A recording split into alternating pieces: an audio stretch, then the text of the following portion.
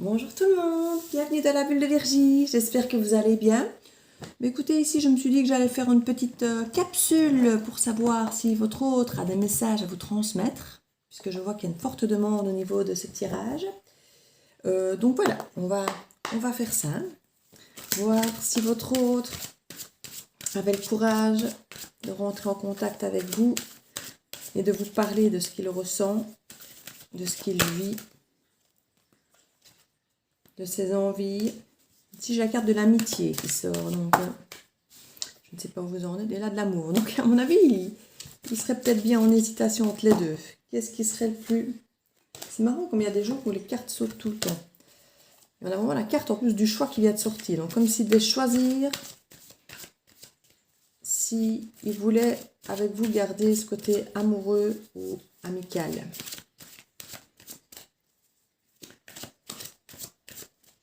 Peut-être qu'effectivement le côté amical lui permettrait de vous garder, mais en même temps de ne pas avoir à s'engager, de ne pas avoir à peut-être affronter cette peur peut-être de l'engagement, ou ne pas avoir à faire de choix, ou ne pas avoir à renoncer peut-être à certaines choses qui lui font peur dans l'engagement. Donc ça peut expliquer pour pas mal de choses. On parle de souffrance ici et de piment. Donc ça peut refléter effectivement peut-être le pourquoi il est dans cette interrogation. On peut peut-être imaginer qu'il a effectivement envie de piment, que la relation amoureuse pourrait lui apporter, mais qu'en même temps il y a ce côté peut-être souffrance qui lui fait peur, qu'une relation amoureuse peut peut-être apporter aussi. C'est peut-être pour ça qu'il en est à ce stade. Imaginer peut-être l'amitié pour essayer d'échapper peut-être à ce côté souffrance qui sait qui pourrait vivre. Donc voilà.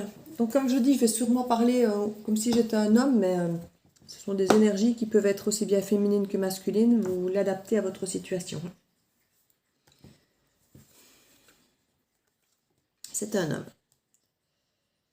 Enfin, comme je viens de vous le dire, ça peut être une femme, mais ici, on a plutôt tendance à me confirmer que c'est une énergie masculine.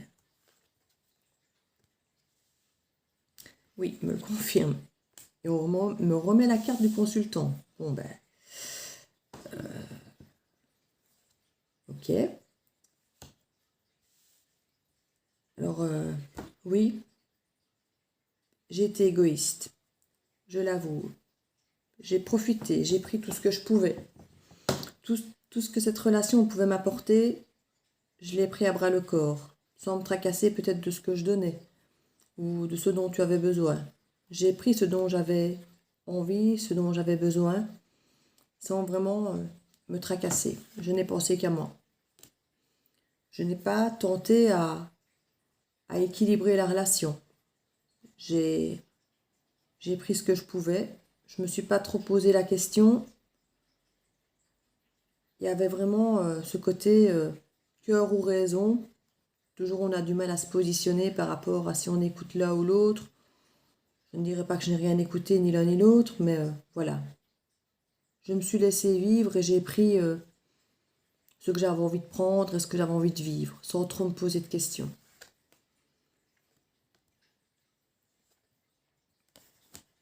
Je n'irai pas jusqu'à dire que tu étais un divertissement, mais quelque part, c'est un peu ça. En tout cas, j'avais vraiment plaisir d'être avec toi, de partager ces choses avec toi. C'était vraiment des moments qui me sortaient de mon train-train, qui me permettaient de m'évader, qui me permettaient d'être ailleurs, de faire autre chose, de me sentir bien en fait. C'est pour ça que je ne me suis pas trop posé de questions, parce que finalement, ces moments-là étaient bons pour moi. Je les vivais bien. Mais je ne me suis pas trop souciée de comment toi tu pouvais peut-être vivre les choses. C'est vrai que peut-être que toi aussi tu les vivais bien à ce moment-là, mais que tu avais peut-être d'autres attentes. Et du coup, là, je comprends que ça ne t'ait pas peut-être suffi, et là maintenant, c'est vrai que c'est vide. Et je vois effectivement la place que tu pouvais prendre dans ma vie, finalement, même si j'ai profité, même si c'était une forme de divertissement, je réalise la place que tu prenais, que ces moments prenaient dans ma vie, peut-être dans ma tête et dans mon cœur aussi, parce que finalement, maintenant qu'il n'y a plus rien, je constate effectivement à quel point tout ça est vide, à quel point tout ça peut me manquer. Il m'arrive de faire des projets, de m'imaginer t'emmener à gauche, à droite, comme on aurait pu le faire avant. Peut-être toujours en mode divertissement, mais où je me dis que j'ai envie de le faire, en fait. Ce sont des moments qui me tiendraient vraiment à cœur de pouvoir partager ça avec toi. Un peu comme des projets communs, finalement. Avec toi. Je ne m'imagine pas, en fait, les faire avec quelqu'un d'autre, ces projets. Alors que, un divertissement, on peut faire ça avec n'importe qui, on se dirait. Ben non. Quand je m'imagine aller à tel ou tel endroit où je me dis que ce serait juste magique, ben c'est en me voyant avec toi, pas avec quelqu'un d'autre. Tu crois que c'est un signe? Tu crois que ça veut dire quelque chose? Moi, en tout cas, j'ai l'impression que je suis en train de comprendre certaines choses, pas dire de guérir, même si, c'est peut-être un peu ça. J'ai l'impression que je commence peut-être à voir plus clair, à me comprendre, à accepter peut-être simplement que tu n'étais pas un divertissement, même si c'est ce que je voulais me faire croire et peut-être par défaut te faire croire. Et je suis désolée si c'est ce que je t'ai fait ressentir. Te voir sur les réseaux, c'est bizarre. Ça me fait à la fois du bien. J'ai les papillons au ventre. J'adore te voir, j'adore regarder tes photos. Même parfois voir tes commentaires que je trouve drôles parce que tu es tellement drôle, tu continues finalement à me divertir. Mais je réalise à quel point je suis sous cette emprise. J'ai l'impression que j'ai besoin en fait de te voir, de t'entendre, de te lire, que tu restes mon divertissement. J'ai besoin de voir que tu es encore là au milieu de ma vie, que tu m'apportes encore ces moments agréables, même si on n'est plus ensemble, même si je ne te vois plus. Le simple fait de regarder tes photos ou ce que tu publies peut me mettre du baume au cœur, et c'est là que je me rends compte à quel point on reste liés malgré moi, malgré qu'on ne se voit plus, malgré qu'on ne soit plus ensemble. Et il y a des moments où c'est effectivement très dur pour moi. Autant j'ai les papillons à certains moments, autant il y a des moments où c'est des moments que j'ai du mal à bien vivre. Parce que je voudrais peut-être plus. Je sais que ça fait un moment maintenant que la situation est comme ça. Qu'on s'est éloigné, que je te regarde bêtement. Et je travaille, tu sais, je travaille sur notre amour. Parce que je me rends compte, en fait, finalement, que c'est vraiment de l'amour. Ce divertissement, c'était un leurre. Et je travaille sur le fait de pouvoir accepter que ça soit de l'amour. Accepter qu'il puisse y avoir autre chose qu'un simple divertissement, puisque quand je m'imagine faire toutes ces choses, c'est toujours avec toi.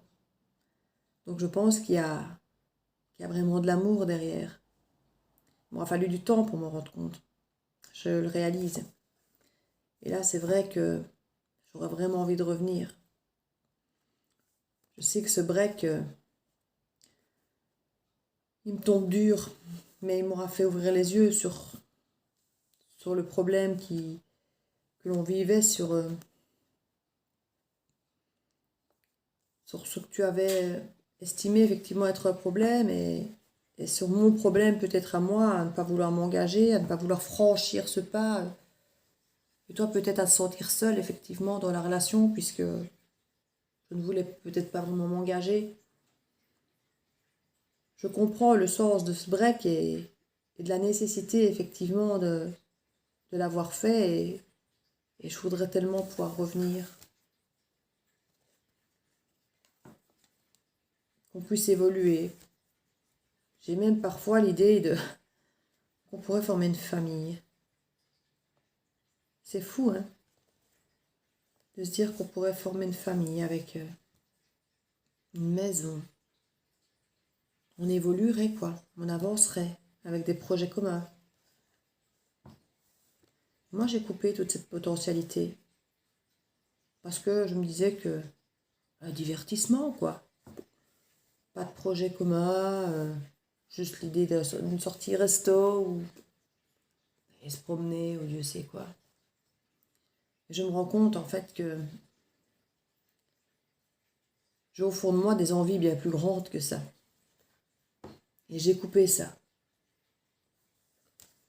On a coupé ce côté amant, ce côté attraction, ce côté qu'on aurait pu imaginer d'être que physique.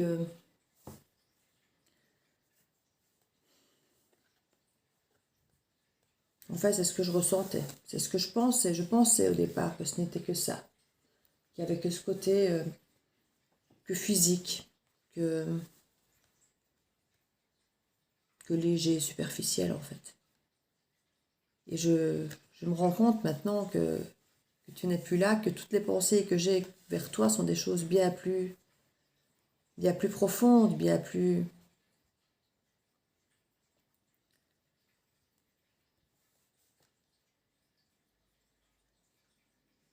J'ai tellement peur qu'il y ait quelqu'un d'autre en fait qui rentre dans ta vie et que... Je vais pas dire que tu m'oublies, mais si, peut-être. J'ai peur que tu aies une opportunité effectivement de voir quelqu'un d'autre, de me trahir, parce que je vivrais ça comme une trahison. Pourtant, Dieu sait si tu as le droit d'avoir cette opportunité, cette chance d'aller vers quelqu'un d'autre, puisque moi j'ai coupé, puisque moi je voulais pas m'engager, puisque moi j'étais trop con pour voir les choses quand il fallait les voir. Et à des moments, je me dis que si ça doit arriver, ce serait peut-être le destin.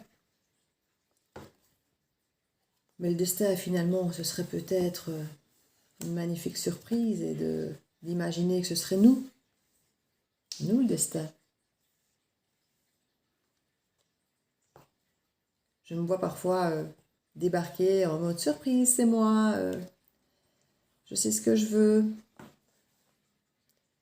Et de reprendre notre relation là où on l'a laissée, pleine de piment, pleine de fougue.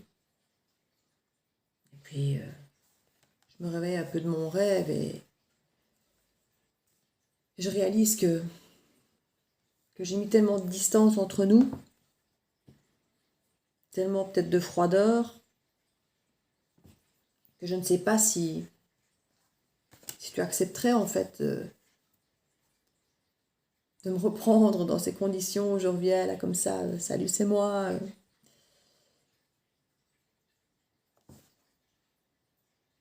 Et je me dis que reprendre contact avec toi me plairait tellement, en même temps, c'est le parcours du combattant. Comment s'y prendre? Comment faire avec toutes les blessures que je t'ai affligées, la souffrance que je t'ai affligée?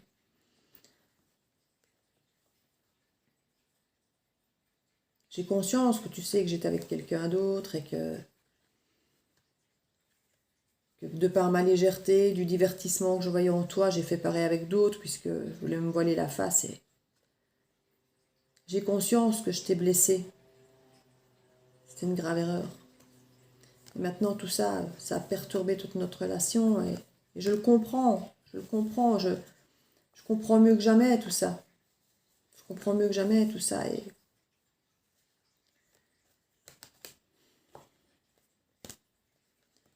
je me dis vraiment que cette compréhension est la clé pour pouvoir recommencer quelque chose de bien parce que maintenant j'ai compris, maintenant j'ai conscience de mes erreurs, j'ai conscience du mal que je t'ai fait et je voudrais vraiment te demander pardon par rapport à tout ça. Et c'est vrai que quand tu étais jalouse, je trouvais ça ridicule parce que j'estimais qu'on avait été clair entre nous, que c'était pas officiel, que c'était pas... Et je pouvais faire des crises, et toi aussi finalement, parce que tu avais raison, c'est moi qui étais con, c'était moi qui allais vers quelqu'un d'autre, c'est moi qui n'étais pas fidèle, c'est moi qui ne voulais pas m'engager. Donc tu avais raison de faire des crises, tu avais raison de faire des crises. Et moi pareil, de te râler dessus parce que tu étais jalouse alors que... Mais j'étais tellement con. Pardon. Je vais vraiment te demander pardon.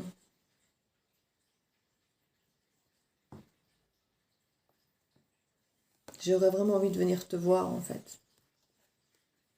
Et tout recommencer comme avant. Mais comme avant, c'est tout faire avec toi, c'est pas juste cette sensation d'être un divertissement, même si c'était justement les plus beaux moments de ma vie, mais non. Je rêve secrètement de tout partager avec toi.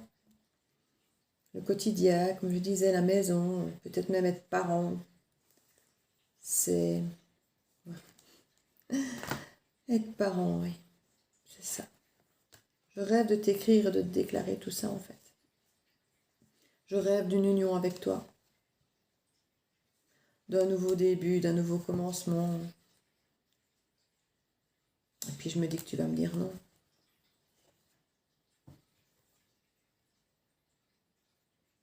Alors je rêve bêtement dans mon rêve, je rêve. Dans mes illusions. En me disant que peut-être tu m'ouvrirais cette porte.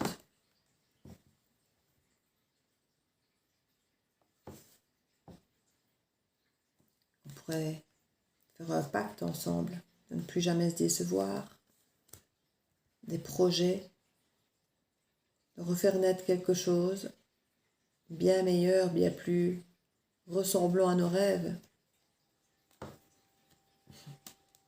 Qu'on puisse se retrouver, s'apaiser. Ouais, pourquoi pas se réconcilier sous la couette. Et puis je me dis que l'amitié, la tendresse, ça pourrait peut-être être suffisant. Je me dis que je n'ai peut-être pas besoin de m'engager, de prendre un risque, le risque que tu me refoules, alors que je peux peut-être juste me contenter finalement de l'amitié. Je me rends compte que je suis hyper instable, je ne sais pas ce que je veux en fait. Si, je sais ce que je veux, mais en fait ça me fait peur. J'ai peur de l'idée, j'ai peur de l'assumer et de me faire rejeter. J'ai peur de le regretter toute ma vie si je ne le fais pas. Et en même temps, je me dis que je pourrais me contenter de cette amitié, d'être sûre de toujours te garder, d'être sûre de ne pas te décevoir, d'être sûre de ne pas me priver dans ma liberté. En fait, l'amitié, c'est la solution de facilité. Mais je sens que je me voile complètement la face quand je dis ça. Ouais, ça semble plus facile, c'est clair, c'est plus facile. Pas d'engagement, pas de déception. Mais en fait, je me mens complètement. Je le sais, enfin, je m'en rends compte. Je ne pense qu'à toi tout le temps, donc même ma santé, elle en pâtit. Même ma santé, elle en pâtit. Je le sais quand je regarde sur les réseaux, je le sais, ça m'obsède. Ça m'obsède, tu m'obsèdes et on n'est pas obsédé par ses amis comme ça. Tu vas me trouver con, hein, mais j'ai l'impression qu'on est des flammes jumelles. Et j'ai le cœur brisé. Et je sais aussi que je t'ai brisé le cœur. C'est de ma faute. Alors je me dis que la seule solution, certainement, c'est que je prenne mon courage à deux mains et que je te lance une invitation. Et ce sera à toi de voir, à toi de décider. Je m'exprimerai, je te dirai tout ce que je ressens, tout ce que je viens de dire et tu décideras. Ce sera toi qui qui aura les cartes en main pour une fois. Je te jure que ça me fait peur, mais il va falloir que je trouve le courage de le faire, parce que sinon, je vais traîner mon cœur brisé toute ma vie, et ça, c'est pas possible.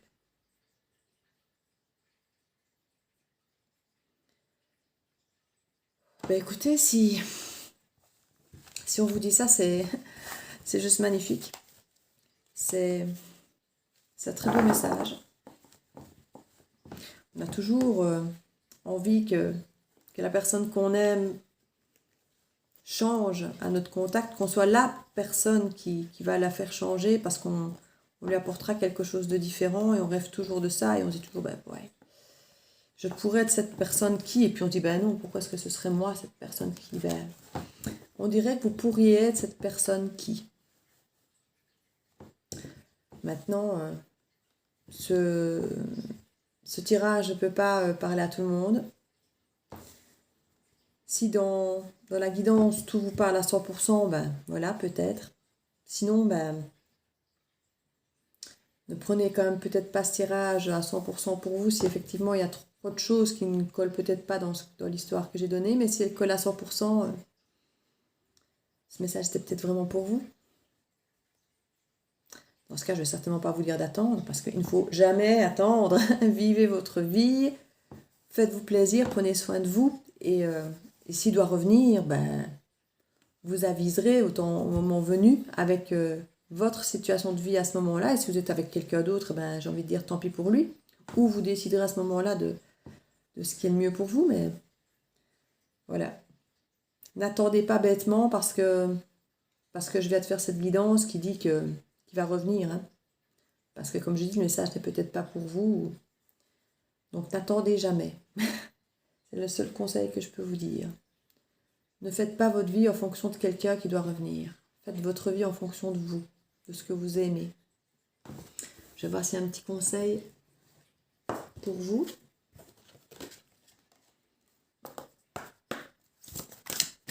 Pour terminer cette guidance.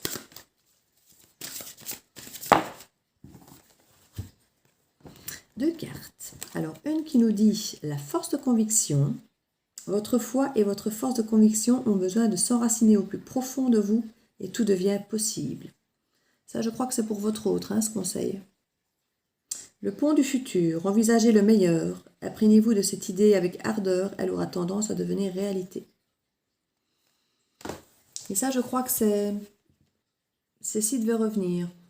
Vous puissiez reprendre confiance en la relation et peut-être effectivement oublier les éventuelles trahisons qu'il aurait pu y avoir par le passé. Parce que s'il revient, c'est vraiment pour faire les choses différemment ici.